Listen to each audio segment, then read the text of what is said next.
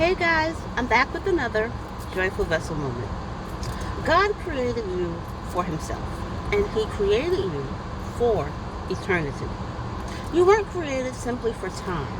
God has placed eternity in our hearts, something within us that longs to live forever. If you have been made for eternity, yet you are limiting yourself to thinking temporally, you're not fulfilling your potential. 2 Corinthians 5 and 10 tells us that we must all appear before Christ's judgment seat. We will be held accountable. We must answer to God.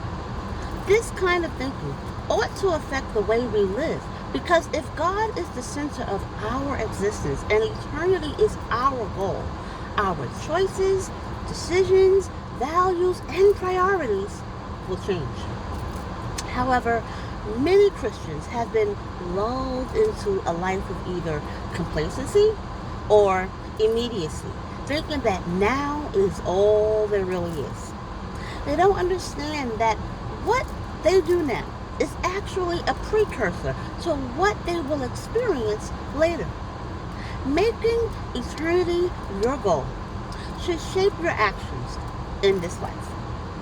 When it does, you will reap the rewards both now and forever. It's hard to grasp that eternity is never ending, but this little illustration may help.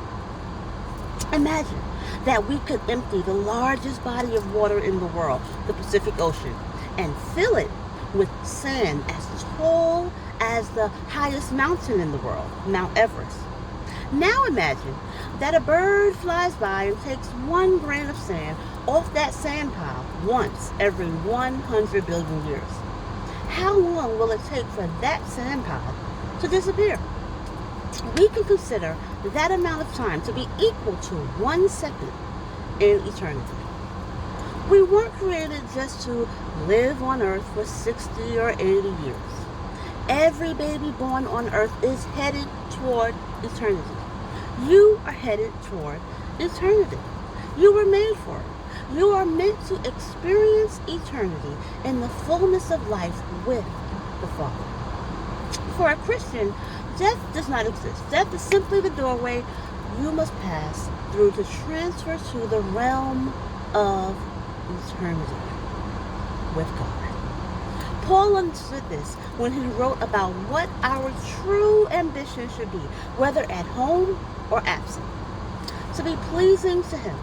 Paul said that because he lived with his heart fixed on eternity, accordingly, he wanted to spend his time in a way that pleased God. When you live for eternity, you discover meaning and hope in today as pleasing God becomes your purpose. At the end of time, we will all face the Lord, and He will want to know how we used our time on earth to get ready for eternity.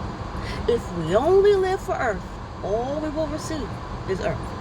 But once we start living for heaven, earth is just a bonus to the eternal existence we will enjoy. If you are in Christ, you have no reason to fear death, because when you die, you will instantly be with God. Paul said, to be absent from the body is to be at home with the Lord. 2 Corinthians 5 and 8. Paul got a glimpse of what comes next when he was caught up to the third heaven. And Paul set the example for us when he told us to set our minds on things above, not on the things that are on earth. Paul's mind was on heaven, but he was still functioning for the Lord here on earth.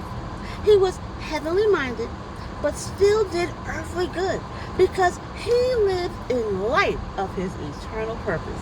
He made his life decisions an eternal point of view. The way you view your tomorrow ought to affect the way you live your today. Are you investing in the kingdom for eternity? Remember, tomorrow is not promised. Choose Jesus today. God bless.